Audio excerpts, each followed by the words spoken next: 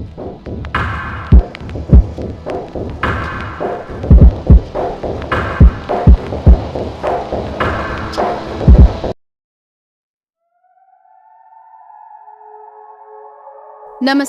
स्वागत है आपका एक और नए वीडियो में। हमारी आज की पहली भूतिया कहानी है एक माँ बेटी की, जिसकी बेटी रोजी अचानक से रोज रात को अजीब हरकतें करने लगती है, जानवरों की तरह गुर्राने लगती है। अपनी बेटी को ठीक करने के लिए वो 2 एक्सपर्ट लोगों से मदद मांगती है, लेकिन क्या वो रोजी को ठीक कर पाते हैं या फिर रोजी उनके लिए एक नई मुसीबत खड़ी कर देती है, जानेंगे हमारी कहानी में। दूसरी कहानी है एक रोशनी नाम की लड़की की, जो रोज लाइब्रेरी से घर आते वक्त एक लड़की से मिलती है जो जिंदा नहीं है, लेकिन वो रोशनी से कुछ कहना चाहती है।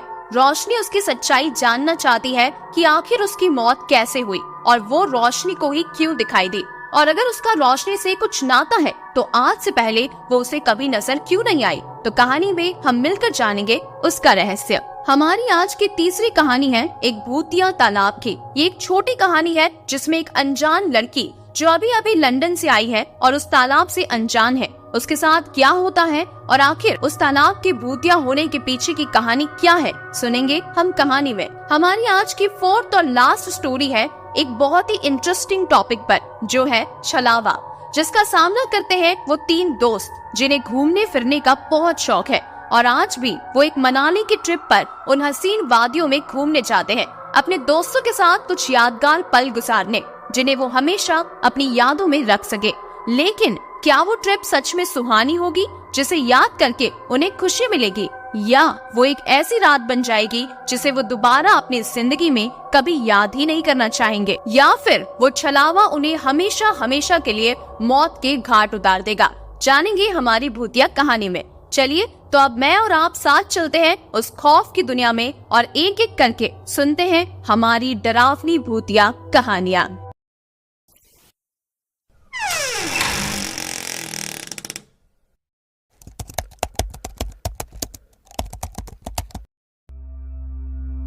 हाय, मैं हूँ सैम और मेरी टीम में है तानिया, मेरी दोस्त। ये कहानी है मुदिता की, जो 48 साल की एक महिला है। मुदिता की एक बेटी है जिसका नाम है रोजी। रोजी और मुदिता दोनों एक साथ एक ही घर में रहती है। मुदिता ने मुझे 2 दिन पहले फोन किया था, शायद उसे कोई प्रॉब्लम है, तो चलिए हम उससे जो लाइव बात करते हैं वो मैं आपको भी सुनाता हूँ। सैम ने कहा, हाय मुदिता, मैं सैम बोल रहा हूँ, मुझे आपका मैसेज मिला था, बताइए मैं आपकी क्या सहायता कर सकता हूँ। मुदिता ने कहा, मेरी बेटी पिछले कुछ दिनों से बदली सी है, उसका व्यवहार जानवरों जैसा हो गया है। रात को उसके कमरे से अजीब आवाजें आती है, कुछ गुर्राने की और दीवार को खुरचने की। मुझे उसकी बहुत चिंता हो रही है, क्या आप मेरी मदद कर सकते हैं। सैम ने कहा, क्या आप मुझे बता सकती हैं कि आपकी बेटी रोजी के साथ कुछ ऐसा हुआ हो जिससे वो बहुत डर गई हो, या कहीं बाहर किसी घटना के बाद उसका व्यवहार बदल गया हो। मुदिता ने कहा, हाँ, मेरी बेटी 3 सप्ताह पहले किसी टूर के लिए बाहर गई थी और वहाँ से आने के बाद उसका व्यवहार कुछ बदल सा गया है। सैम ने कहा, ठीक है, आप हमें आपके घर का एड्रेस भेज दीजिए, हम कल शाम को आपके घर पर पहुंच जाएंगे। उसके बाद मुदिता ने कहा, ठीक है, मैं आपको अपनी जानकारी भेजती हूँ। अब चलते हैं अगले दिन। आज सैम और तानिया दोनों मुदिता के घर पर जाने वाले हैं। आखिर रोजी को क्या हुआ है, ये सैम को और तानिया को वही चलकर पता चलेगा। तो चलते हैं उनके घर। शाम के समय सैम और तानिया अपनी कार से मुदिता के घर के लिए निकल गए। मुदिता ने जिस एड्रेस को भेजा था वो एक सुनसान इलाका था, सूखे पेड़ और पक्षियों के चिल्लाने की आवाज कोई शमशान से कम डरावना नहीं लग रहा था। सैम और तानिया ने मुदिता के घर पर जाकर दरवाजा खटखटाया तो अंदर से एक औरत बाहर आई। सैम ने पूछा, क्या आप ही मुदिता है? उसने हाँ कहकर सैम और तानिया को अंदर बुला लिया। उसके बाद सैम और तानिया ने मुदिता से बात की और रोजी के बारे में पूछा। मुदिता ने बताया कि रोजी अभी उसके कमरे में ही है। वो रात को गुर्राने लगती है और दीवारों को खुरेचने लगती है, लेकिन दरवाजा खोलते ही वो मुझे सोती हुई दिखाई देती है और दीवारें भी साफ होती है। उसके साथ क्या हो रहा है मुझे कुछ पता नहीं चल रहा। प्लीज आप उसे ठीक कर दीजिए। इतना कहकर मुदिता जोर जोर से रोने लगती है। सैम और तानिया ने मुदिता को बहुत समझाया और उससे कहा, क्या आप हमें आपके और रोजी के कमरे में कैमरा लगाने की इजाजत दे सकती है, ताकि हम वास्तविक स्थिति को जान पाए कि आखिर कमरे के अंदर चल क्या रहा है। मुदिता की परमिशन मिलने पर सैम और तानिया ने उन दोनों के कमरे में 4 अलग अलग कैमरे अलग अलग जगह पर लगा दिए। अब रात को सैम और तानिया भी मुदिता के घर पर ही सो जाते हैं, ये जानने के लिए कि आखिर रात को होता क्या है। रात को किसी के चिल्लाने की आवाज़ आई। सैम ने तानिया को उठाया और उसे गौर से सुनने के लिए कहा। सैम और तानिया दोनों को किसी के चिल्लाने की आवाज़ आ रही थी। वो आवाज मुदिता की थी। तानिया बहुत ज्यादा डर गई थी, लेकिन फिर भी मेरे कहने पर वो मेरे साथ बाहर आई और हम दोनों ने मुदिता के कमरे में जाने का डिसाइड किया। जैसे ही हम मुदिता के कमरे में पहुंचे तो हमने देखा कि मुदिता अपने कमरे में नहीं थी। उसके बाद हम उसके बिस्तर पर गए तो हमने देखा कि मुदिता का बिस्तर पूरी तरह से खून से भरा हुआ था और उसके बिस्तर पर बालों के गुच्छे पड़े थे। हम दौड़कर रोजी के कमरे में गए, लेकिन रोजी भी वहाँ पर नहीं थी। हमने सभी कैमरों को इकट्ठा किया और पीसी से कनेक्ट किया और सबसे पहले रोजी के कमरे को देखा। हमने देखा कि रोजी अपने बिस्तर से उठी थी और उठते ही उसने अपनी गर्दन को 180 डिग्री पर मोड़ दिया। ये तो कोई इंसान नहीं कर सकता, ये तो कोई भयानक आत्मा ही कर सकती है। उसके बाद रोजी जोर जोर से गुर्राने लगी। इधर उधर घूमती हुई वो अपने दोनों हाथों से दीवार को खुरेचने लगी और जोर जोर से चिल्लाने लगी। ये रोजी हो ही नहीं सकती। हम रोजी की इन हरकतों को देखकर ही समझ गए थे कि रोजी में किसी भयानक आत्मा ने अपना डेरा जमा लिया है। रोजी अपने कमर से झुक गई थी और अपने हाथ को लटकाए हुए वो कमरे से बाहर आ गई। कमरे से बाहर निकलते ही वो सीधा मुदिता के कमरे में गई और उसके बालों को पकड़कर उसे नोचने लगी। रोजी ने मुदिता के बालों को तोड़ दिया और उसके गले पर काटकर बिस्तर पर खून खून कर दिया। इसके बाद रोजी कैमरे के पास आई और उसने कैमरे को भी बंद कर दिया। जब वो कैमरे को बंद करने के लिए कैमरे के अंदर देख रही थी तो हम दोनों को मानो ऐसा लग रहा था रोजी के अंदर मौजूद वो भयानक आत्मा हमें देख रही है।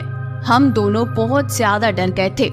इसके बाद क्या हुआ इसका पता हमें नहीं चल पाया, क्योंकि रोजी ने कैमरा बंद कर दिया था। उसके बाद हमने उन निशानों को पीछा करने की कोशिश की ताकि हम उन निशानों का पीछा करके कुछ पता लगा पाए, लेकिन हमने पूरा घर छान मारा, वहाँ कोई नहीं था। हर जगह हमने ढूंढा, लेकिन हमें कुछ भी नहीं मिला।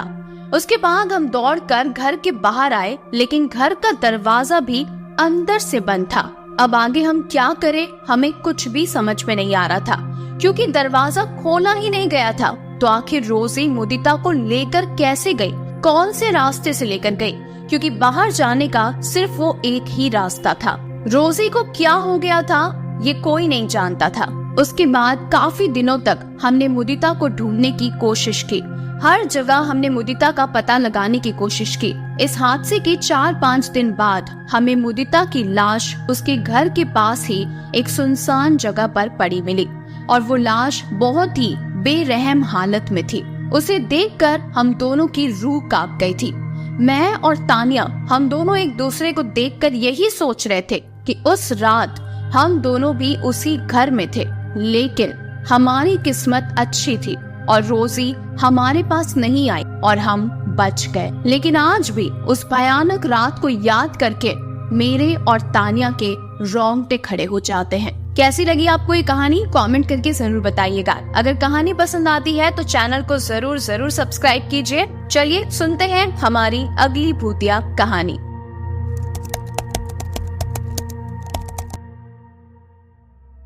10th के एग्जाम नजदीक आ रहे थे और रोशनी को परीक्षा के लिए काफी तैयारी करनी थी। इसीलिए रोशनी ने ये तय किया कि अब से वो लाइब्रेरी में ही पढ़ाई करेगी। और वैसे भी परीक्षा को ध्यान में रखते हुए लाइब्रेरी को देर रात तक खोलने की अनुमति भी मिल गई थी। घर पर रहकर रोशनी आलस और दूसरी चीजों में आकर्षित हो जाती थी। घर और स्कूल के बीच की दूरी बहुत ज्यादा नहीं थी, इसी कारण अब वो देर रात तक लाइब्रेरी में ही रहती।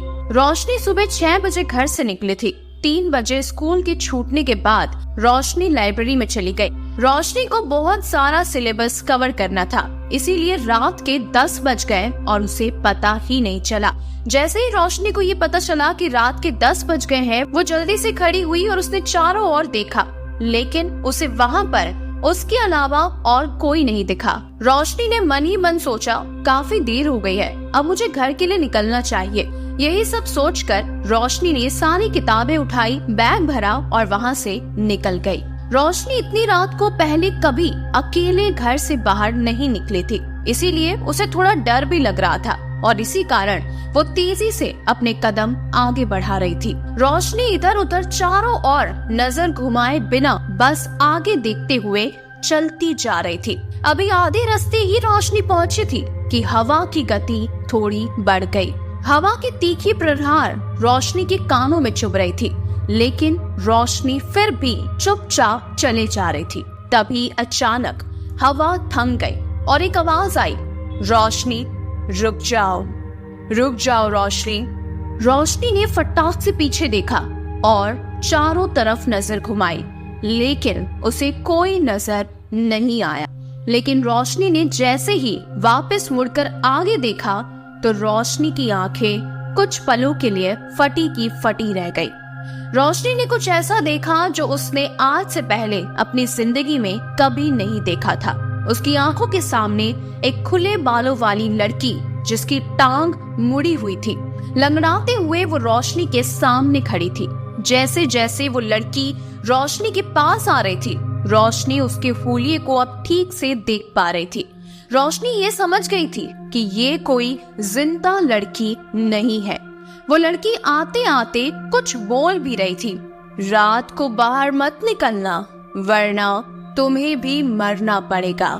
मैं भी मर गई, तुम भी मरोगी, जो भी रात को बाहर निकलेगा सब मरेंगे। और वो इसी तरह से इन्हीं लाइंस को बार बार बोलती जा रही थी और रोशनी के करीब आती जा रही थी। रोशनी ने जोर से चिल्लाया और उसकी चीख सुनते ही चारों ओर उजाला हो गया। इसके पहले कि रोशनी अपने होश संभाले, वो डर के मारे गिर गई और तभी उसने देखा कि वो लड़की वहाँ से गायब हो चुकी थी। तभी अचानक आसपास के घरों में रहने वाले लोग भाग कर आ गए और उन्होंने देखा कि रोशनी रास्ते पर बेहोश पड़ी है। रोशनी अपने घर के आसपास ही थी। वहाँ के लोग रोशनी को जानते थे, इसीलिए एक आंटी रोशनी को उठाकर अपने घर पर ले गई। सुबह हुई और रोशनी की आंखें खुली तो उसने देखा कि वो अपने घर पर नहीं थी और तभी उसे रात की वो सारी घटना भी याद आ गई। तभी वो आंटी आई जो रोशनी को अपने घर लाई थी और उन्होंने कहा, बेटा तुम डरो मत, तुम पता नहीं क्यों रास्ते में बेहोश होकर गिर गई थी। तुम्हारी चिल्लाने की आवाज सुनकर हम सब भाग कर आ गए थे। तुम्हारी मम्मी भी यही है, सब बहुत घबरा गए थे। तुम्हें क्या हुआ बेटा, क्यों तुम ऐसे जोर से चिल्लाई थी? कहीं तुम्हें परीक्षा की थकान हो गई है क्या? क्या हुआ है तुम्हें? नहीं आंटी, वो मैंने लेकिन रोशनी इसके आगे कुछ भी नहीं बोल पा रही थी। तभी उस आंटी ने कहा, चलो कोई बात नहीं, एक काम करो, अगर तुम्हें आराम करना है तो तुम थोड़ी देर और आराम कर लो, उसके बाद अपने मम्मी पापा के साथ घर चले जाना। कुछ समय वहीं पर आराम करने के बाद रोशनी अपने मम्मी पापा के साथ अपने घर वापस लौट आई। उसकी माँ ने भी उससे यही पूछा, बेटा तुम्हें क्या हो गया था रात को?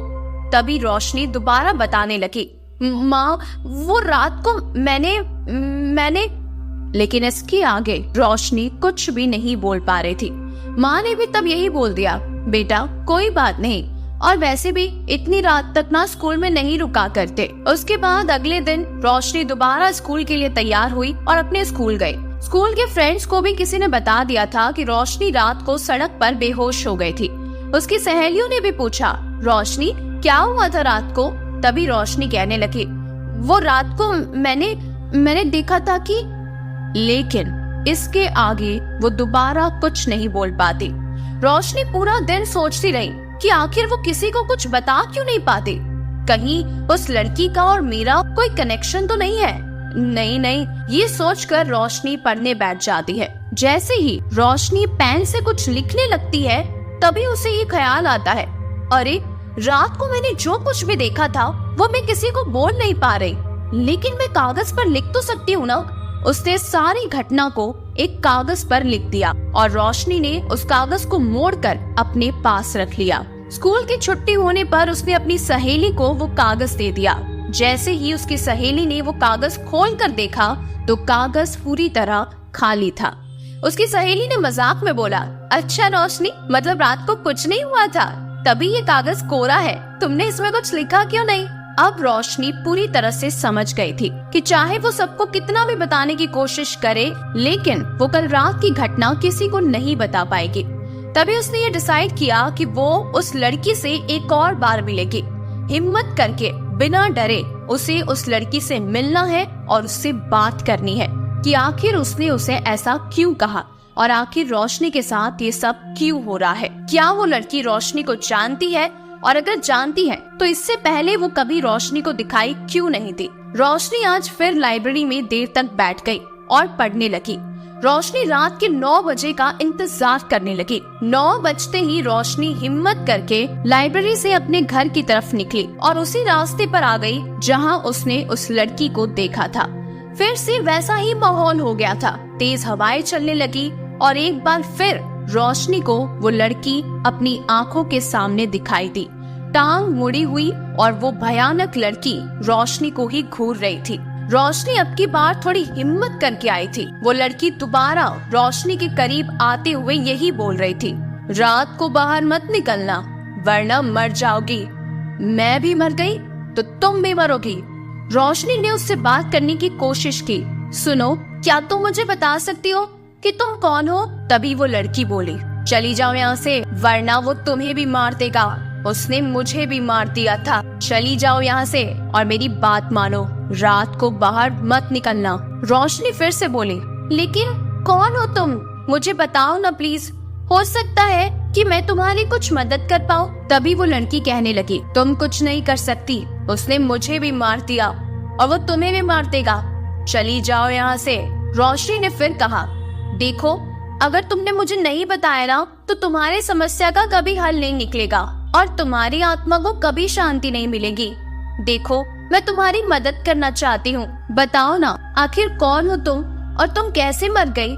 क्या हुआ तुम्हारे साथ? तुम सुनना चाहती हो ना कि मैं कौन हूँ? तो सुनो, मेरा नाम मेघा है। 5 साल पहले की बात है। तुम्हारी स्कूल में ही मैं पढ़ा करती थी। टॉपर थी मैं उस स्कूल की ओर से गोल्ड मेडल जीतना चाहती थी। देर रात तक पढ़ना मेरे लिए कोई बड़ी बात नहीं थी। जैसे ही एग्जाम के दिन नजदीक आए, मैंने रात को लाइब्रेरी में ही पढ़ना शुरू कर दिया। उस रात मुझे काफी देर हो गई थी। मैंने सोचा कि लाइब्रेरी में मैं सिर्फ अकेली हूँ। तभी मैंने देखा कि वहाँ पर एक और लड़की पढ़ रही थी। वो मेरे क्लास की नहीं थी, लेकिन हमारे स्कूल में ही पढ़ती थी। तभी हमारे स्कूल का चपरासी वहाँ आया और उसने उस लड़की के साथ बदतमीजी करने की कोशिश की। मैंने उसे देख लिया और मैंने उस लड़की को वहाँ से भगा दिया और मैंने उस चपरासी से कहा, तुम्हारे बारे में मैं स्कूल के प्रिंसिपल को बताऊंगी और तुम्हें इस स्कूल से बाहर निकाल दूंगी। तभी अचानक वो स्कूल का चपरासी मेरे पीछे मुझे मारने के लिए दौड़ा। मैं उससे अपनी जान बचाने के लिए भागने लगी और भागते भागते मैं स्कूल की छत पर पहुंच गई। लेकिन जब मैंने पीछे मुड़कर देखा तो उसके हाथ में बड़ा सा चाकू था।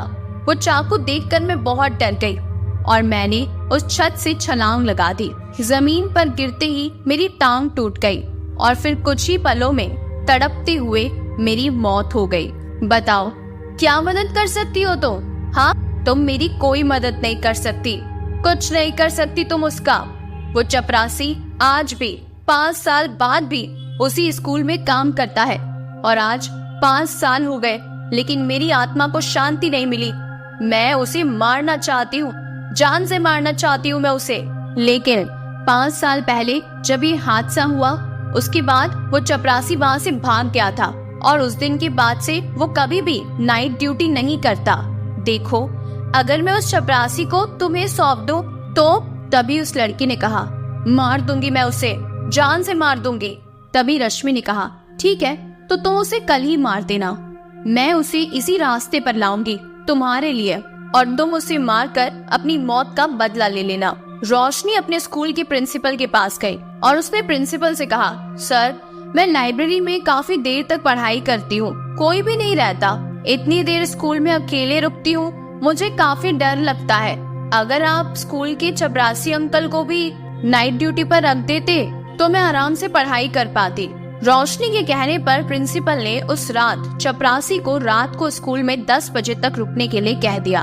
वो स्कूल का चपरासी भी अब 5 साल पहले हुई उस घटना को भुला चुका था। आज रात वो स्कूल में नाइट ड्यूटी पर रुका था। रात को 9 बजे रोशनी लाइब्रेरी में पढ़ रही थी। वो चपरासी भी वहीं था। उसके बाद रोशनी ने उस चपरासी से कहा, क्या आप मुझे मेरे घर तक छोड़ देंगे? रात काफी हो गई है, मुझे अकेले जाने में डर लग रहा है। चपरासी ने भी हाँ कह दिया। उसके बाद रोशनी उसे उसी रास्ते पर ले आई जहाँ मेघा उसे मिली थी और वहाँ पर आकर वो जोर जोर से चिल्लाने लगी, मेघा मैं ले आई इसे, अब तुम अपना बदला पूरा कर सकती हो। उसके बाद अचानक से हवाएं चलने लगती है और मेघा वहाँ पर आ जाती है। उसका भयानक रूप देखकर चपरासी उसे पहचान जाता है कि ये वही लड़की है जो आज से 5 साल पहले छत से कूदकर मर गई थी। वो चपरासी मेघा से डर कर वहाँ से भागने लगता है और भागते भागते वो भी स्कूल की छत पर पहुँच जाता है। वो जब पीछे मुड़कर देखता है तो मेघा अभी भी उसके पीछे खड़ी थी। उसका वो भयानक रूप देखकर वो चपरासी बहुत ज्यादा डर जाता है और वो भी डर के मारे छत से कूद जाता है और उसी वक्त उसकी मौत हो जाती है और मेघा का बदला पूरा हो जाता है। मेघा ने रोशनी की मदद से 5 साल बाद उसी घटना को वापस दोहराया था और अपना बदला पूरा किया था। उसके बाद रोशनी को मेघा कहीं नजर नहीं आई। काफी देर मेघा का इंतजार करने के बाद भी जब रोशनी को मेघा नजर नहीं आई तो रोशनी अपने घर चली गई। अगली रात दोबारा 9 बजे रोशनी जैसे ही लाइब्रेरी से बाहर निकली और उसी रास्ते पर पहुंची तो आज भी उसने मेघा का इंतजार किया। उसके बाद उसने कई बार मेघा को जोर जोर से आवाज लगाई, लेकिन आज मेघा नहीं आई। अब रोशनी ये समझ चुकी थी कि मेघा की आत्मा को शांति मिल चुकी है, क्योंकि उसका बदला उस चपरासी की मौत के साथ 5 साल बाद पूरा हो चुका है। रोशनी को इस बात की बहुत खुशी थी और वो अपने मन ही मन में बहुत अच्छा महसूस कर रही थी कि वो एक लड़की की मदद कर पाई। कहानी कैसी लगी कमेंट करके जरूर बताइएगा। चैनल पर नए हो, कहानियाँ पसंद आती है तो चैनल को जरूर सब्सक्राइब कीजिए। चलिए अब सुनते हैं अगली भूतिया कहानी।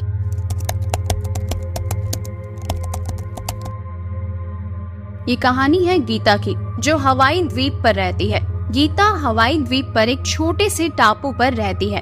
गीता जिस टापू पर रहती है वो टापू पानी के बीचों बीच स्थित है। वैसे तो गीता का लंदन में भी एक बहुत बड़ा घर है, लेकिन उसको घूमने फिरने का बहुत शौक है, इसीलिए वो दौरे करती रहती है। अब की बार गीता द्वीप पर अकेली आई थी। उसके पति को कुछ काम था तो वो 1 वीक के बाद आएगा, ऐसा उसने अपनी पत्नी से प्रॉमिस किया था। गीता फ्लाइट से सैटरडे को ही आ गई थी। गीता आते ही सो गई। अगले दिन सुबह उठकर गीता ने कुछ वर्कर्स को बुलाया और पूरे घर की सफाई करवाई। गीता ने अपने घर को अपने हिसाब से सजाया था। अब गीता होटल गई और खाना खाया और फिर से अपने घर पर वापस आ गई। गीता को वो घर इसलिए भी पसंद था क्योंकि उसके घर के पास एक बड़ा सा खूबसूरत तालाब था, जो गीता को बहुत पसंद आया था। गीता ने अभी तक उस तालाब को पूरी तरह से देखा नहीं था, इसीलिए अब की बार वो कोई चांस मिस नहीं करना चाहती थी। उसने पूरी तैयारी कर ली थी और पानी में गोता लगाने का भी मन बना लिया था। उसके बाद गीता ने पूरे तालाब के आसपास पहले सैर की और आखिर में गोता लगाने के लिए सेफ्टी जैकेट पहनकर पानी में कूद गई। गीता ने उस तालाब के अंदर नई नई प्रजाति की मछलियों को देखा। कुछ ऐसी झाड़ियाँ भी देखी जिनमें से प्रकाश निकल रहा था। गीता काफी गहराई पर गई तो उसे कुछ महसूस हुआ। गीता को ऐसा लग रहा था जैसे कोई उसे उसका नाम लेकर बुला रहा है। उसे लगा कि उसका वहम होगा। उसने आसपास नजरें घुमाकर देखा तो तालाब में उसके अलावा और कोई नहीं था। गीता ने इस बात को नजरअंदाज किया और काफी देर गोताखोरी करने के बाद वो तालाब से बाहर आ गई। अब गीता काफी थक चुकी थी और अब रात भी होने वाली थी, इसीलिए गीता अब आराम करना चाहती थी। वो अपने घर वापस आई और टीवी देखते देखते कब सो गई उसे पता भी नहीं चला। थोड़ी देर बाद उसकी नींद खुली तो उसे पता चला कि टीवी तो ऐसे ही चल रहा है। उसने टीवी को बंद किया और उठकर अपने बेडरूम में चली गई सोने के लिए। आधी रात हो चुकी थी। करवट लेते वक्त गीता ने कुछ महसूस किया। गीता को ऐसा लगा जैसे यहाँ पर कोई तो है। उसने बेड से ही अपनी नजरें घुमाई, लेकिन उसे वहाँ कोई नहीं दिखा। जब गीता को कोई नजर नहीं आया तो वो वापस सो गई। थोड़ी देर बाद गीता की आंखों के सामने कुछ परछाई सा दिखाई दिया। गीता ने अपने सामने वाले गेट के कांच में देखा तो उसे कुछ भी दिखाई नहीं दिया। गीता दोबारा करवट बदलकर सोने लगी तो उसे खिड़की के कांच में किसी का धुंधला धुंधला चेहरा दिखाई दे रहा था। गीता उठकर बैठ गई। अब गीता कांच को गौर से देखने लगी। खिड़की को देखते देखते गीता को कुछ और महसूस हुआ। उसे ऐसा लगा कि उसकी बाईं तरफ कोई और परछाई है। गीता ने दरवाजे के कांच पर देखा तो वो चौंक गई। एक और परछाई जो गीता को वहाँ दिखाई दे रही थी। उसने वापस खिड़की की तरफ देखा तो एक परछाई खिड़की पर ठप ठप करके मार रही थी। उसने वापस पलटकर दरवाजे की ओर देखा तो वहाँ भी एक परछाई थी और अब वो परछाई झट से पलंग की दीवार पर सरकने लगी और धीरे धीरे उसके कमरे में आ गई। अब गीता उस परछाई को बिल्कुल साफ देख पा रही थी। वो कोई समुद्री जानवर जैसा लग रहा था। गीता ने लाइट चालू की और जोर से चिल्लाई तो वो दोनों परछाई वहाँ से अचानक गायब हो गई। गीता उन्हें ढूंढने के लिए कमरे से बाहर गई। उनके पीछे पीछे बाहर भागी, लेकिन उसने देखा कि वो दोनों परछाई भागकर उस तालाब के अंदर कूद गई है। गीता वापस आई और वो डर के मारे कांपने लग गई। अपने बेड पर ही बैठी हुई वो बस ये सोचने लगी कि कहीं वो परछाइयाँ दोबारा मेरे कमरे में ना आ जाए। अब गीता को बहुत ज्यादा डर लग रहा था। उसे कुछ भी समझ नहीं आ रहा था कि अब मैं क्या करूं। आधी रात वैसे भी बीत चुकी थी तो गीता अब सुबह होने का इंतजार करने लगी। पूरी रात डर में और खौफ में गीता ने बिता दी। सुबह हुई। गीता ने अपने घर के आसपास रहने वाले लोगों को अपने घर बुलाया और उनसे पूछा क्या इस तालाब से जानवर बाहर आते हैं। तभी उसके पड़ोसी समझ गए कि हो न हो गीता ने जरूर इस तालाब में गोताखोरी की है। उन लोगों में से एक ने गीता को कहा, मैम क्या आपने कल यहाँ की सैर की थी। गीता ने कहा, हाँ मैंने की थी। फिर उसने पूछा, और गोताखोरी भी की थी। हाँ मैं इस तालाब में गोताखोरी करने गई थी। तभी उस व्यक्ति ने कहा, मैम आपको ऐसा नहीं करना चाहिए था। गीता ने पूछा, लेकिन क्यों। मेरे तालाब में जाने, गोताखोरी करने और उस जानवर के मेरे घर आने में क्या कनेक्शन है। तभी उस व्यक्ति ने दोबारा कहा, मैम आप जिसे जानवर कह रही हो ना, वो कोई जानवर नहीं है, वो एक मृत शरीर है, मतलब एक भयानक आत्मा है। तभी गीता ने कहा, लेकिन वो एक नहीं, वो तो दो थे। तभी उस व्यक्ति ने दोबारा कहा, मैम वो दो भी नहीं, पूरे 20 है। क्या मैं जान सकती हूँ कि इसका राज क्या है। आप जानकर क्या करोगी मैम। आपके लिए अच्छा यही होगा कि आप जल्दी से जल्दी वापस लंदन चले जाओ, और अगर आपको यहाँ रहना भी है तो इस तालाब में गोताखोरी कभी मत करना। और वैसे भी मुझे तो लगता है कि आप बहुत किस्मत वाली है, वरना आज तक जो भी इस तालाब के अंदर गोताखोरी करने गया है वो कभी लौटकर वापस नहीं आया। अब गीता को कुछ समझ नहीं आ रहा था। उसे डर भी लग रहा था। उसने डरते डरते उन लोगों से पूछा, प्लीज क्या आप मुझे बता सकते हैं कि इस तालाब में 20 लोगों की आत्माएं कैसे आई। मुझे जानना है कि उन 20 लोगों के साथ क्या हुआ था। तभी उन पड़ोसियों में से एक व्यक्ति ने गीता को कहानी सुनाना शुरू किया। मैम ये बात बहुत पहले की है। तालाब का सर्वे करने के लिए एक टीम आई थी।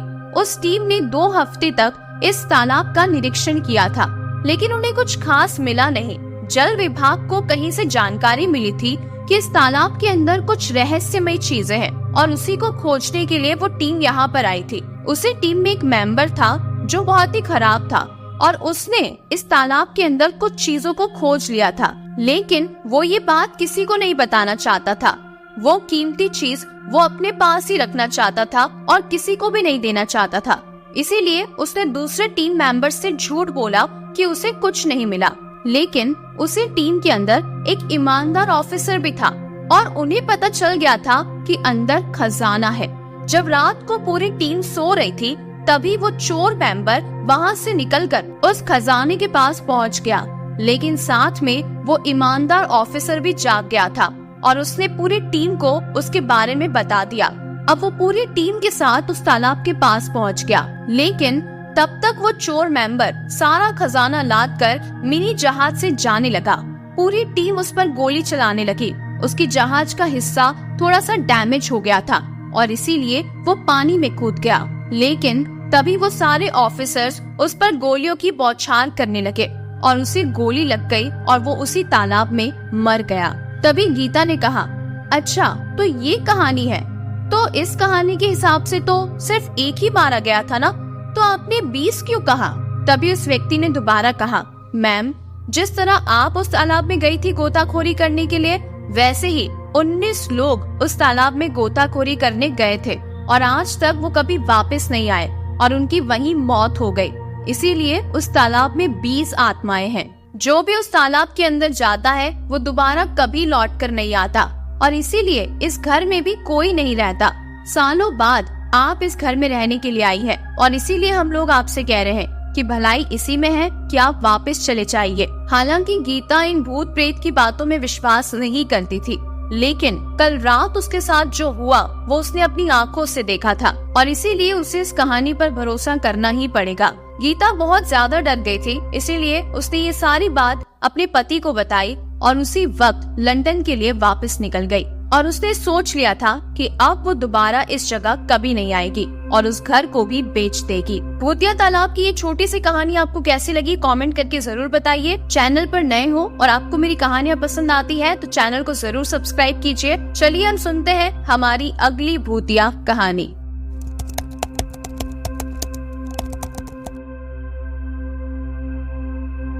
ये कॉल ही नहीं उठा रहा। इसकी इन्हीं हरकतों की वजह से मैं कह रहा था कि इसे लेकर ही नहीं चलते हैं। जितना लेट होगा रास्ते में उतनी ही प्रॉब्लम्स जाएगी, लेकिन इससे कुछ समझ में नहीं आता।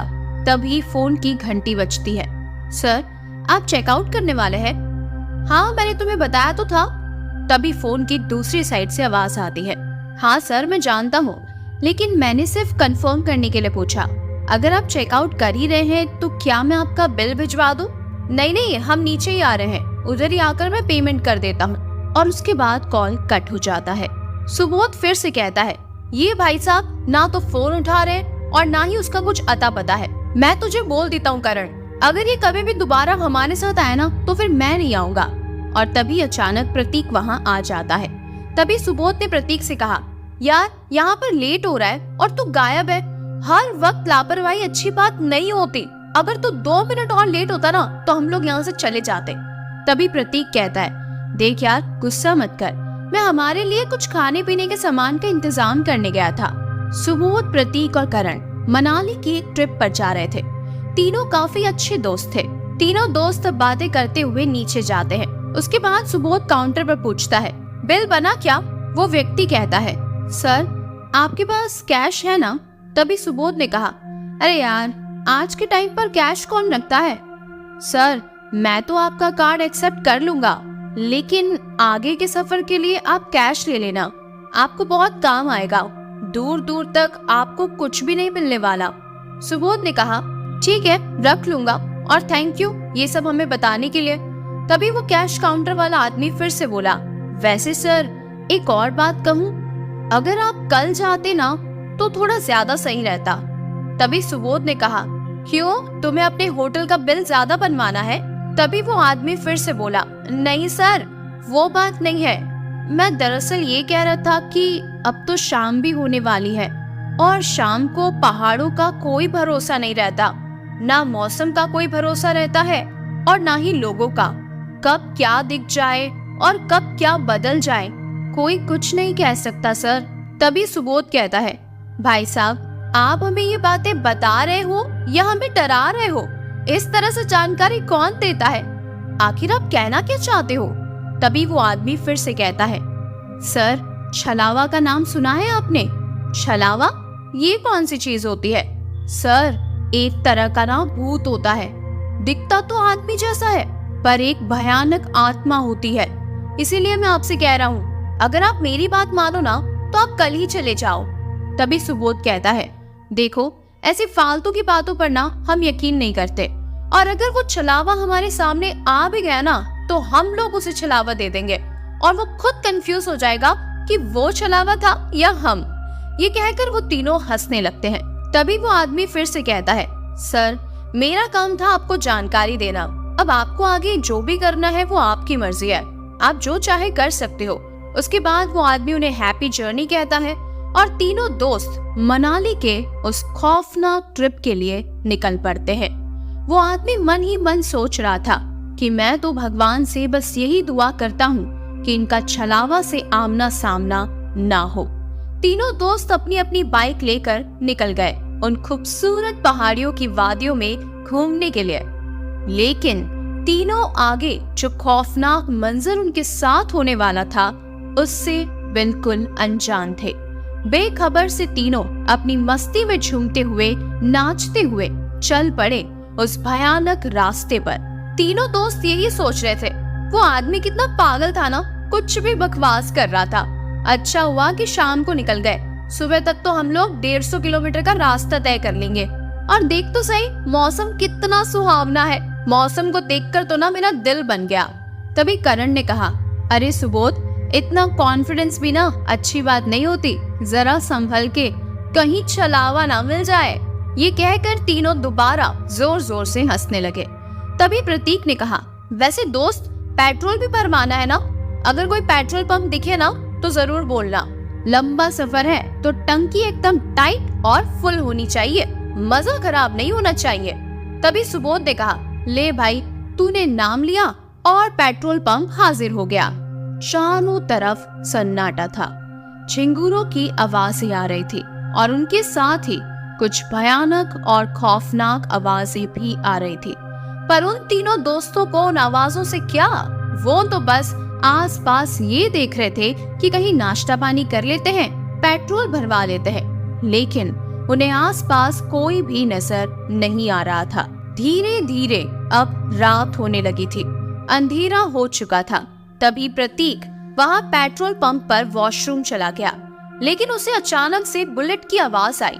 उसने मन ही मन सोचा, अरे सुबोध और करण ने इतना जल्दी पेट्रोल भरवा भी लिया, अभी तो यहाँ पर कोई भी नहीं था और इतना जल्दी ये लोग जाने की तैयारी भी करने लगे, कहीं मुझे छोड़कर ही ना चले जाए। ये सोचते हुए प्रतीक फटाफट उनके पास वापस गया। तभी सुबोध और करण ने कहा, अरे तू इतना जल्दी वापस आ गया? तभी प्रतीक बोला, अभी तुम लोगों ने तो बुलेट स्टार्ट की थी ना, तो मुझे लगा कि तुमने पेट्रोल भरवा लिया है। तभी सुबोध बोला, तू पागल है क्या? दूर दूर तक कोई दिखाई भी नहीं दे रहा, इतना जल्दी हम लोगों ने पेट्रोल कैसे भरवा लिया होगा? तभी प्रतीक फिर से बोला, फिर तुम लोगों ने अपनी बुलेट स्टार्ट क्यों की थी? तभी सुबोध बोला, अरे पागल, हम लोग बुलेट क्यों स्टार्ट करेंगे, वैसे भी गाड़ी में तेल ज्यादा नहीं है। फिर प्रतीक बोला, लेकिन भाई मुझे सच में पक्का आवाज आई थी और हमारी गाड़ी की ही आवाज आई थी, मैं झूठ थोड़ी बोल रहा हूँ। तभी सुबोध बोला, तेरे ना कान बज रहे हैं। तभी प्रतीक भी सोचने लगा, हो सकता है कि मुझे वहम हुआ होगा और शायद ये लोग सही ही बोल रहे हैं। तभी अचानक सुबोध की नजर दूर खड़े दो अजीब से आदमियों पर गई। वो बड़े ही अजीब तरीके से उन तीनों को देख रहे थे। तभी सुबोध बोला, जल्दी देखो, वहाँ पर कोई दो आदमी खड़े हैं और हमें ही देख रहे हैं। तभी सुबोध वहीं से चिल्लाया, ओ भाई साहब, कौन हो आप? पेट्रोल भरते हो क्या? वो तीनों काफी चिल्ला चिल्ला कर उन्हें आवाज देते रहे, लेकिन वो दोनों आदमी कुछ भी नहीं बोले। उनकी तरफ से कोई जवाब नहीं आ रहा था, बस वो चुपचाप वहां खड़े थे और उन तीनों को घूर रहे थे। तभी सुबोध ने कहा, एक काम करते हैं, पेट्रोल ना हम खुद ही भर लेते हैं। तभी सुबोध बोला, अरे यार, इसमें तो पेट्रोल है ही नहीं। तभी करण ने कहा, छोड़ यार, एक काम करते हैं, यहाँ से चलते हैं, हो सकता है कि आगे कोई पेट्रोल पंप हो। तीनों अपनी अपनी बाइक पर फिर से बैठ जाते हैं। हेलमेट पहनकर तीनों वहां से निकल जाते हैं। तीनों की बाइक थोड़ी आगे पीछे थी, इसीलिए उन तीनों ने अपना इंटरकॉम ऑन कर लिया था। तभी करण ने कहा, सुन भाई, हम तीनों एक दूसरे के टच में रहेंगे, तुम लोगों को मेरी आवाज आ रही है ना? तभी सुबोध बोला, भाई आवाज तो कट कट के आ रही है। सुबोध ने कहा, देखो, कोई भी ज्यादा स्पीड से आगे नहीं जाएगा, हम लोगों का डिस्टेंस कम रहना चाहिए और हम एक दूसरे के टच में रहेंगे, ऐसे सफर भी आसानी से कट जाएगा और हम लोगों को बोरियत भी नहीं होगी। सुबोध ने कहा, अगर मुझे कुछ भी नजर आया या पेट्रोल पंप दिखा तो मैं तुम दोनों को बोल दूंगा। तभी प्रतीक बोला, यार मुझे तो तुम दोनों की आवाज ही सुनाई नहीं दे रही, क्या बोल रहे हो तुम लोग? तभी सुबोध बोला, शायद हवा कुछ ज्यादा तेज है ना, इसलिए आवाज सही से नहीं आ रही, अभी सही हो जाएगा। तीनों पहाड़ियों में ड्राइव करते हुए आगे बढ़ते जा रहे थे। तभी करण बोला, यार कितना मजा आ रहा है ना ड्राइव करते हुए। तभी प्रतीक बोला, भाई यही तो वो यादें हैं, हमारी मेमोरीज, जो आगे चलकर हमें बहुत याद आएगी। तभी सुबोध ने कहा, यार वो सब तो ठीक है, लेकिन अगर हमें कोई पेट्रोल पंप नहीं मिला तो हमें गाड़ी को धक्का मारकर आगे लेकर जाना पड़ेगा, और ये तो ना बहुत भारी काम हो जाएगा, और ऐसी मेमोरी मैं अपने साथ नहीं रखना चाहता जिसमें हमने गाड़ी को धक्का मारकर कोई सफर तय किया हो। तभी करण ने कहा, प्रतीक भाई तू कुछ खाने का सामान लेकर आया था ना, एक काम करते हैं, बाइक को रोकते हैं, थोड़ा खा पी लेते हैं, उसके बाद बाकी का सफर तय करते हैं। तभी तीनों अपनी अपनी बाइक को रोककर एक जगह फिर से मिल जाते हैं। तभी उन्हें वहाँ पर एक चाय की टपरी नजर आती है। तीनों बहुत खुश हो जाते हैं, अरे यहाँ तो हमें चाय भी मिल गई। तीनों वहाँ जाते हैं, एक एक कप चाय ऑर्डर करते हैं और बैठकर बातें करने लगते हैं। हंसते हुए तीनों चाय की चुस्कियां ले ही रहे थे, तभी सुबोध की नजर एक बोतल पर जाती है। वो उस आदमी से पूछता है, भाई साहब ये इस बोतल में पेट्रोल है क्या? तभी वो आदमी बोला, हाँ साहब पेट्रोल है। वो क्या है ना, आसपास कोई पेट्रोल पंप है नहीं, तो अपने पास ही भर कर रखता हूँ गाँव वालों की सुविधा के लिए, इसी बहाने 2-4 पैसे और कमा लेता हूँ। तभी सुबोध ने कहा, कितने में दे दोगे तुम ये पेट्रोल? वो बोला, बस 20 रुपए लीटर। फिर सुबोध ने कहा, ये तो बहुत अच्छी बात है, एक काम करो भाई साहब, हम तीनों की बाइक में पेट्रोल डाल दो और एकदम फुल कर देना। उसके बाद वो आदमी उन तीनों की गाड़ी में पेट्रोल भरने लगता है। तभी सुबोध फिर से पूछता है, अच्छा भाई साहब एक बात बताइए कि जो पीछे वाला पेट्रोल पंप है वो बंद पड़ा है क्या? भाई साहब पेट्रोल पंप, वो भी यहाँ पीछे, क्या बात कर रहे हो? तभी करण बोला, अरे भाई साहब यहाँ से 5 किलोमीटर पहले है ना एक पेट्रोल पंप, उसी की बात कर रहे हैं। फिर वो आदमी दोबारा बोला, साहब यहाँ ना कोई पेट्रोल पंप नहीं है, 5 किलोमीटर तो क्या 10 किलोमीटर दूर भी कोई पेट्रोल पंप नहीं है। आप क्या बोल रहे हैं, मुझे तो कुछ समझ नहीं आ रहा। तभी प्रतीक झुझला कर बोला, क्या बात कर रहे हो, अभी तो हम लोग वहीं से आ रहे हैं, वहाँ पर तो अच्छा खासा पेट्रोल पंप था, मैं वॉशरूम भी जाकर आया हूँ। फिर सुबोध ने कहा, अरे यहाँ तक कि हमने तो वहाँ पर 2 आदमियों को भी देखा था, पर बहुत ही अजीब से थे, बस दूर खड़े होकर हम तीनों को घूर रहे थे। हमने उन्हें इतनी आवाजें दी, बुलाने की कोशिश की, बात करने की कोशिश की, हमने उनसे पूछा भी कि तुम लोग पेट्रोल भरते हो क्या, लेकिन उन्होंने कोई जवाब नहीं दिया, बड़े अजीब लोग थे। तभी अचानक उस आदमी की आंखों में खौफ उतर आया। वो डरते हुए सहमते हुए सुबोध से पूछने लगा, साहब वो दोनों बस आपको देखते जा रहे थे क्या? सुबोध ने कहा, हाँ बस देख रहे थे। तभी वो आदमी डरते हुए आगे बोला, साहब मैं समझ गया, उन दोनों आदमियों की नजर अब आप तीनों पर है, अब आप तीनों बहुत संभल कर रहिएगा।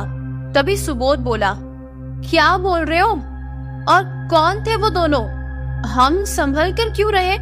तभी वो आदमी डरते हुए आगे बोला, साहब वो छलावा थे, अगर आप मेरी बात मानो ना तो आप जल्दी से यहाँ से निकल जाओ, अगर आप यहाँ ज्यादा देर रुके ना तो ये आपके लिए बिल्कुल भी ठीक नहीं है, वो आप तीनों को बहुत नुकसान पहुंचा सकते हैं। अगर वो एक बार आप तीनों के पीछे पड़ गए ना तो हो सकता है कि आप तीनों की जान चली जाए, क्योंकि वो एक बार अगर किसी के पीछे पड़ जाते हैं तो फिर वो चाहे दुनिया के किसी भी कोने में क्यों ना चले जाए, वो छलावा से कभी नहीं बच सकते।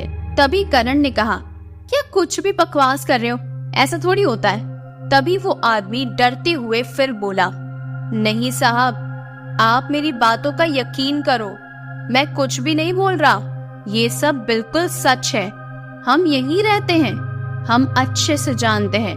अच्छा साहब आप ही एक बात बताओ, आप जब इस रास्ते से आ रहे थे तो क्या आपको किसी ने रोका नहीं कि आप इस रास्ते पर मत जाओ, इस रास्ते पर आपको छलावा मिल सकता है?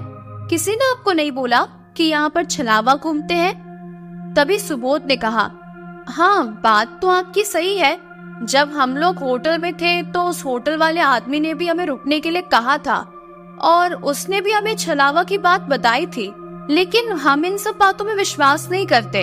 हमारे लिए सब बातें बकवास है। सुबोध ने फिर आगे कहा, अच्छा एक बात बताओ, अगर तुम सच बोल रहे हो तो क्या तुम इस छलावा वाली बात को साबित कर सकते हो? तभी वो आदमी डरते हुए बोला, साहब साबित तो सिर्फ वही कर सकता है जिसके साथ ये हुआ हो, और एक बार छलावा जिसके पीछे पड़ जाता है वो किसी को फिर कुछ साबित करने लायक कहाँ छोड़ता है। साहब जो भी एक बार छलावा का शिकार हो जाता है ना, फिर वो कुछ भी साबित करने लायक ही नहीं बचता। तभी करण कहता है, देखिए भाई साहब, बगैर सबूत के ना हम ऐसी फालतू बातों पर बिल्कुल भी यकीन नहीं करते, और आप जिस तरह की बातें कर रहे हो ना, इसे अंधविश्वास कहते हैं। और हम तो आपको यही कहेंगे कि आप भी ऐसी बातों पर यकीन मत किया करो। तभी प्रतीक ने कहा, वैसे भाई साहब एक बात बताओ, आखिर पता कैसे चलता है कि सामने वाला कोई इंसान है या कोई छलावा? तभी वो आदमी बोला, साहब ऐसे देखकर तो कोई कुछ भी नहीं बता सकता। तभी करण ने कहा, अरे तो इसका मतलब तो तुम भी एक इंसान नहीं हो, तुम भी छलावा हो। छलावा हो ना तुम, बोलो। तभी वो आदमी अचानक से चुप हो गया और उन तीनों को घूरने लगा। अब वो उन तीनों की बातों का कोई जवाब नहीं दे रहा था। तभी सुबोध बोला, अरे भाई सच में छलावा हो क्या तुम? ऐसे क्यों घूर रहे हो? कोई जवाब तो दो, चुप क्यों हो गए? तभी वो आदमी भयानक आवाज में उन तीनों को घूरते हुए बोला, क्यों साहब आपको क्या लगता है? और वो धीरे धीरे उन तीनों की तरफ आगे बढ़ने लगा। तभी करण जोर से चिल्लाया, अबे ओ थोड़ा दूर से बात करना, ऐसे पास में क्यों आ रहा है, दूर रह। तभी वो आदमी दोबारा जोर जोर से हंसने लगा और कहने लगा, अरे साहब डरो मत, मैं छलावा नहीं हूँ, मैं एक इंसान ही हूँ। देखिए छलावा जो होता है ना, वो आपको अपने पास बुलाता है किसी भी बहाने से और आपका पीछा करता है। देखिए साहब मैं तो अब जा रहा हूँ, मेरी दुकान बंद करने का समय हो गया है। मैं तो बस आप लोगों को इतना ही कहूँगा कि आप मेरी बात मानो और जल्दी से जल्दी यहाँ से निकल जाओ। ये पहाड़ी इलाका है और एक बात याद रखना साहब, शाम को पहाड़ों का कोई भरोसा नहीं होता, ना ही मौसम का और ना ही लोगों का। उसके बाद वो आदमी आगे बोला, साहब आपका कुल 1200 रुपया हुआ। वैसे यही पास में ही मेरा घर है, अगर आपको भूख लगी हो तो चलो मेरे साथ, मेरे घर पर कुछ खा पी लेना, फिर आगे निकल जाना। तभी करण बोला, अरे नहीं नहीं भाई साहब, उसकी कोई जरूरत नहीं है, हम लोग चले जाएंगे, और वैसे भी हमने नाश्ता कर लिया है। फिर वो आदमी बोला, ठीक है भाई साहब, जैसी आपकी मर्जी, मैं चलता हूँ। ये कहकर वो वहाँ से जाने लगा। फिर प्रतीक बोला, चलो दोस्त लोग हम लोग भी निकलते हैं, काफी अंधेरा हो गया है और अभी तक बहुत लंबा सफर तय करना है।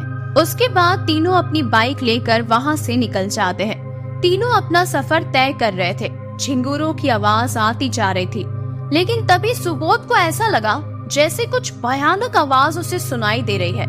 अचानक से एक जोरदार आवाज आई, जैसे कोई पेड़ नीचे गिर गया हो। सुबोध चौंक सा गया और कहने लगा, यहाँ तो कोई पेड़ नहीं गिरा, फिर ये आवाज कैसी थी?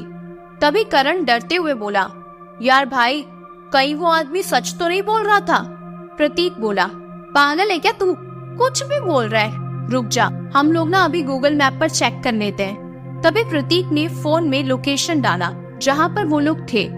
तब उन्हें पता चला कि सच में वहाँ से 5 से 10 किलोमीटर के एरिया में कोई पेट्रोल पंप नहीं था।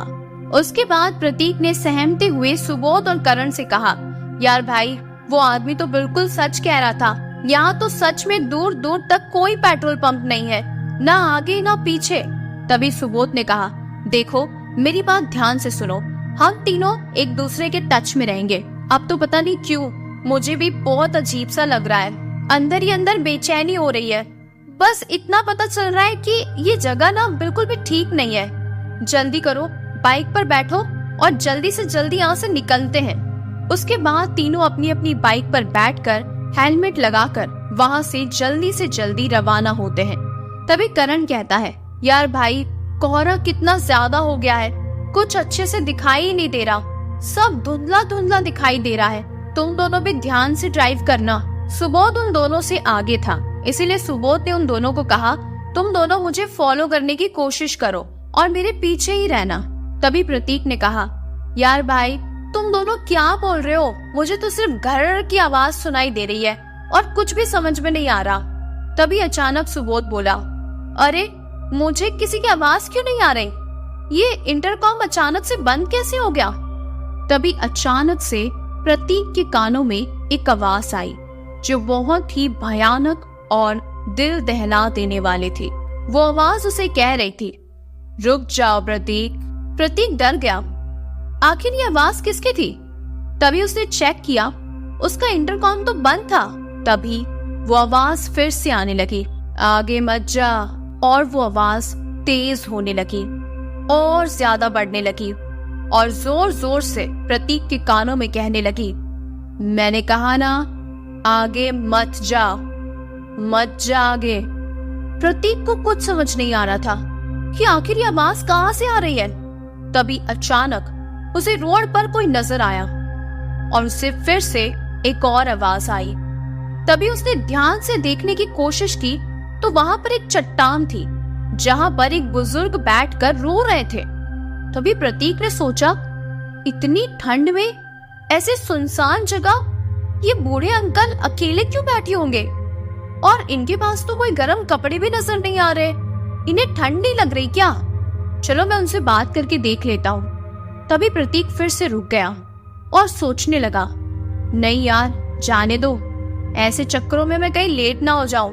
वैसे भी इतना कोहरा है, कुछ दिखाई भी नहीं दे रहा, रात भी बहुत हो रही है, मैं चलता हूँ यहाँ से। और ऐसा कहकर प्रतीक वहां से अपनी बाइक लेकर आगे निकल जाता है। लेकिन तभी अचानक सुबोध को उसके सामने कोई नजर आता है जो उसे हाथ का इशारा करके रोकने के लिए कह रहा था। तो उसे समझ आया कि वो कोई बुजुर्ग थे जो हाथ का इशारा करके सुबोध को रुकने के लिए कह रहे थे। सुबोध ने सोचा शायद उन्हें लिफ्ट चाहिए होगी।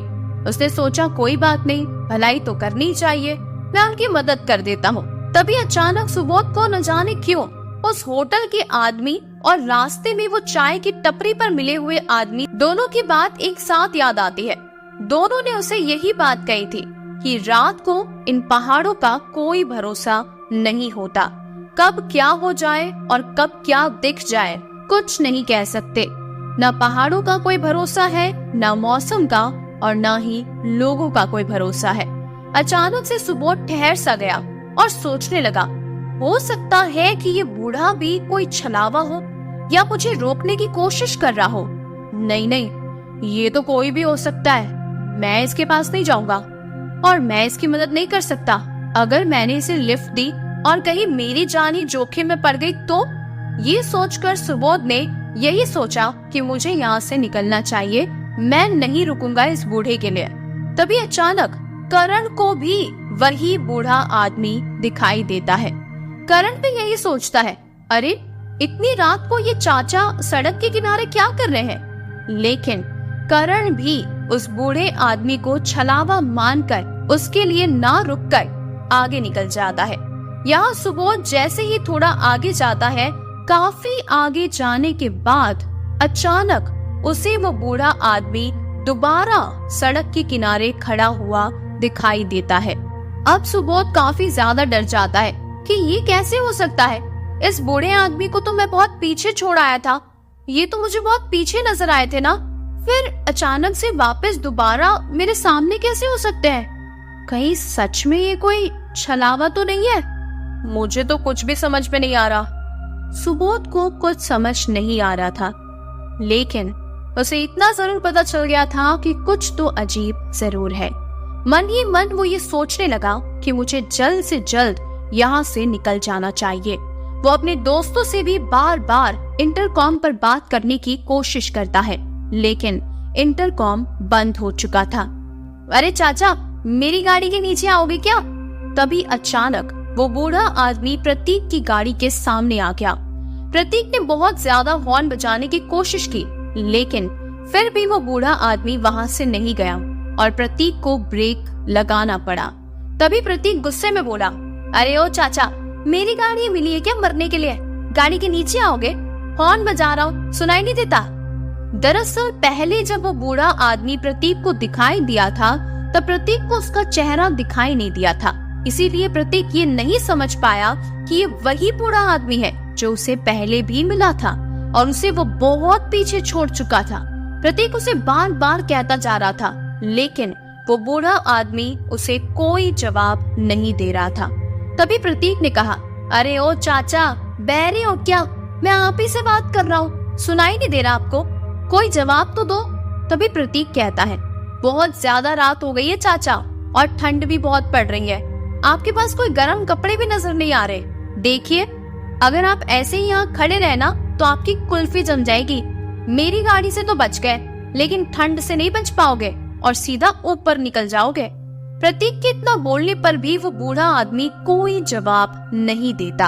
तो प्रतीक अपनी गाड़ी स्टार्ट करके साइड से निकलने लगता है और अपनी बाइक को लेकर आगे बढ़ता है। लेकिन अचानक से वो बूढ़ा आदमी दोबारा प्रतीक की गाड़ी के सामने आ गया। इस बार प्रतीक को कुछ समझ नहीं आता। वो थोड़ा सा डर जाता है, लेकिन वो डरते हुए उस बूढ़े आदमी से कहता है, अरे ओ चाचा, ये क्या? दोबारा मेरी गाड़ी के सामने आ गए? आपको एक बार में समझ नहीं आता क्या? मरना है आपको? कब से बोल रहा हूँ, देखो निकल लो यहाँ से, बहुत ज्यादा ठंड है, मर जाओगे। लेकिन प्रतीक को ये नहीं समझ आ रहा था कि मैं तो बाइक पर हूँ और इसके पास तो कुछ भी नहीं है। ये तो पैदल चल रहा है और मैं बाइक पर होने के बावजूद भी ये मुझसे पहले इतना आगे कैसे आ गया? प्रतीक ने उस बूढ़े आदमी को पूछा, चाचा, तुम इतना जल्दी यहाँ पर कैसे आ गए? तभी प्रतीक को लगा, हो सकता है कि कोई शॉर्टकट रास्ता हो। तभी उसने उस बूढ़े आदमी को फिर से कहा, चाचा, कोई शॉर्टकट से आए हो क्या? हमें भी बता दो ना, हमारा भी टाइम बच जाएगा, जल्दी निकल लेंगे यहाँ से। लेकिन प्रतीक बस बोलता जा रहा था और प्रतीक के इतना बोलने के बावजूद भी वो बूढ़ा आदमी उसे कोई जवाब नहीं देता। प्रतीक को कुछ भी समझ नहीं आ रहा था और तभी अचानक वहां पर एक पेड़ गिरने की जोरदार आवाज आती है। प्रतीक थोड़ा सहम सा जाता है। अरे ये क्या? यहाँ तो आसपास कोई पेड़ नहीं गिरा, फिर ये पेड़ गिरने की आवाज कहाँ से आई? वो इधर उधर घूमकर देखने लगता है कि आखिर पेड़ कहाँ गिरा है और जैसे ही उसने अपने सामने देखा तो वो बूढ़ा आदमी वहां से गायब था। प्रतीक सोचने लगा, अरे अब ये चाचा कहाँ चला गया? अभी तो यही खड़ा था। कहीं न कहीं प्रतीक के मन में भी ये बात आ गई थी कि जरूर कुछ ना कुछ तो गड़बड़ है, कुछ तो अजीब जरूर है जो उन लोगों को समझ नहीं आ रहा।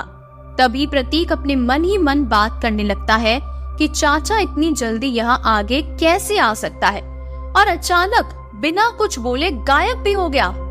ना यहाँ कोई पेड़ गिरा, फिर भी पेड़ के गिरने की आवाज आई।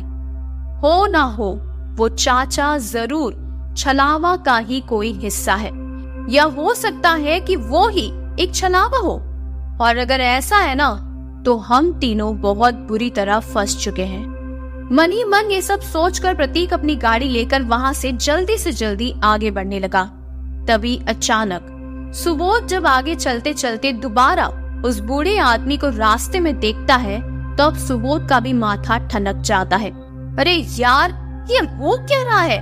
बार बार ये बूढ़ा आगे कैसे आ जाता है? सुबोध को लगा अगर एक बार होता, दो बार होता तो कोई बात थी, बार बार ऐसा कैसे हो रहा है?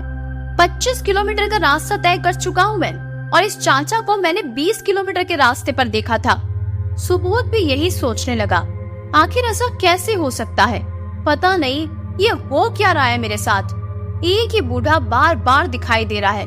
अब तो कहीं ना कहीं मुझे भी यकीन होने लगा है, कहीं वो दुकान वाला सच में सच तो नहीं बोल रहा था।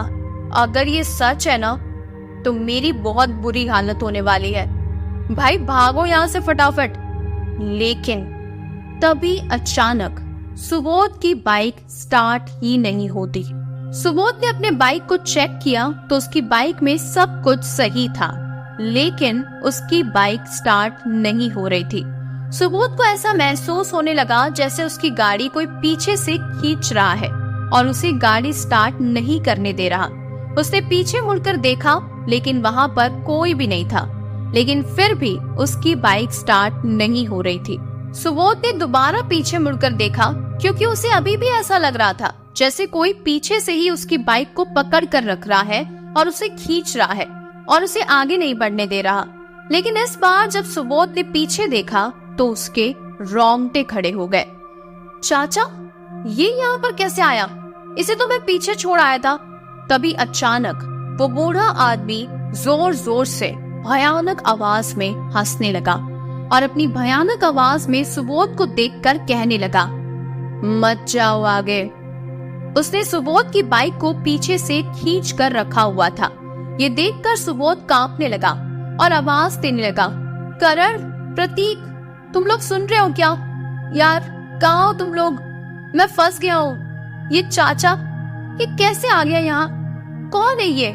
सुबोध की बातें सुनकर वो बूढ़ा आदमी दोबारा जोर जोर से हंसने लगा। उसकी हंसी की गूंज उस रास्ते पर फैल चुकी थी। वो मंजर बहुत ही डरावना था। वो सुबोध की आंखों के सामने खड़ा था और उसकी हंसी भी बहुत डरावनी थी। सुबोध बस डर के मारे कांप रहा था और अपने दोस्तों का नाम पुकार रहा था। सुबोध वहां से भागने लगा, लेकिन वो बूढ़ा आदमी अभी भी सुबोध के पीछे पीछे भाग रहा था। सुबोध अब बहुत ज्यादा डर गया था। वो चिल्लाने लगा, अबे बूढ़े, तू क्यों मेरे पीछे भाग रहा है? छोड़ देना मुझे, जा यहाँ से। सुबोध आगे आगे भागते जा रहा था और वो बूढ़ा अपनी भयानक हंसी हंसते हुए सुबोध के पीछे पीछे भाग रहा था। भागते भागते सुबोध एक जगह नीचे गिर गया। अब वो खड़ा ही नहीं हो पा रहा था कि तभी वो बूढ़ा सुबोध के पास आ गया और सुबोध को पकड़ने लगा और उसे कहने लगा, तेरी तो खोपड़ी खा जाऊंगा मैं। सुबोध डर के मारे कांप रहा था। उसे अपने से दूर फेंकने की कोशिश कर रहा था, पर वो बूढ़ा उसे कस के पकड़ लेता है और चिल्लाने हंसने लगता है। सुबोध अपने आप को उससे छुड़ाने की पूरी कोशिश कर रहा था। तभी अचानक करण अपनी बाइक लेकर वहां पर पहुंच जाता है और सुबोध से कहता है, सुबोध, जल्दी खड़ा हो, जल्दी से बाइक पर आकर बैठ जा। और उस बूढ़े पर चिल्लाता है, अभी वो बूढ़े, छोड़ मेरे दोस्त को। तभी वो बूढ़ा करण की तरफ भयानक नजरों से घूरते हुए चिल्लाकर कहता है, आगे मत जाना, मैंने कहा ना, आगे मत जाना। तभी सुबोध कैसे भी करके उस बूढ़े आदमी से खुद को छुड़वाकर करण की बाइक पर पीछे बैठ जाता है। लेकिन वो बूढ़ा अभी भी हंस रहा था और हंसते हुए यही कह रहा था, तू कहीं भी नहीं जा पाएगा। करण और सुबोध कुछ दूर आगे जाते हैं। तभी करण कहता है, देख भाई, वहाँ पर एक होटल है। दोनों होटल की तरफ आगे बढ़ने लगते हैं। तभी उन दोनों को पता चलता है कि ये वही होटल है जिसमें उन्होंने बुकिंग करवाई थी और वो रास्ते में इसी होटल पर रुकने वाले थे। तभी अचानक प्रतीक भी अपनी बाइक लेकर वहाँ पहुँच जाता है। सुबोध, करण और प्रतीक तीनों होटल के अंदर आगे बढ़ने लगते हैं। जब वो तीनों आसपास नजर घुमाते हैं तो उन्हें वहाँ कोई नजर नहीं आता। तभी सुबोध कहता है, भाई, यहाँ पर तो कोई भी नहीं है। सुबोध के साथ जो हादसा हुआ वो सुबोध और करण मिलकर प्रतीक को बताते हैं। प्रतीक ये सब सुनकर बहुत ज्यादा चौंक जाता है और डरने लगता है। तभी अचानक वो तीनों बात कर ही रहे थे कि वहाँ पर उन्हें वही बूढ़ा आदमी नजर आता है। तभी सुबोध और करण चिल्लाकर प्रतीक से कहते हैं, प्रतीक, यही है वो बूढ़ा। तीनों वहाँ से भागने लगते हैं, लेकिन वो बूढ़ा आदमी भी भागकर उन तीनों की तरफ आने लगता है। सुबोध जोर से चिल्लाता है, जल्दी भाग भाई, जल्दी। लेकिन वो बूढ़ा भी उन तीनों के पीछे भागता है। अब सुबोध, करण और प्रतीक भागते भागते बहुत आगे निकल जाते हैं और अब वो तीनों बहुत थक जाते हैं। तभी एक जगह करण रुककर हांफते हुए कहता है, भाई, अब मैं और नहीं भाग सकता। करण अपने उन दोनों दोस्तों से कहता है, भाई, मैं अब सच में नहीं भाग पाऊंगा, एक काम करो, तुम दोनों भाग जाओ। तभी सुबोध कहता है, भाई यार, तू पागल है क्या? तुझे यहाँ अकेला छोड़कर हम दोनों कैसे जा सकते हैं? तभी अचानक सुबोध को कहीं दूर कुछ लोग बैठे नजर आते हैं जो आग जलाकर ताप कर रहे थे।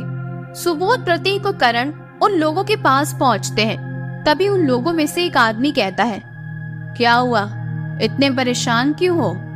सुबोध कहता है, वो भाई साहब, हमारे पीछे एक बूढ़ा आदमी पड़ा हुआ है, वो हमें जान से मारना चाहता है, बस उसी से जान छुड़ाकर भाग रहे हैं। तभी उस आदमी ने कहा, कैसा दिखता है वो? तभी करण बोला, पता नहीं, कुछ अजीब सा ही दिखता है, डरावना सा, और उसकी हंसी भी बहुत भयानक है। उसके हाथ, उसका शरीर इतना गंदा है कि उसे देखकर ऐसा लगता है जैसे वो जिंदगी में कभी नहाया ही नहीं है।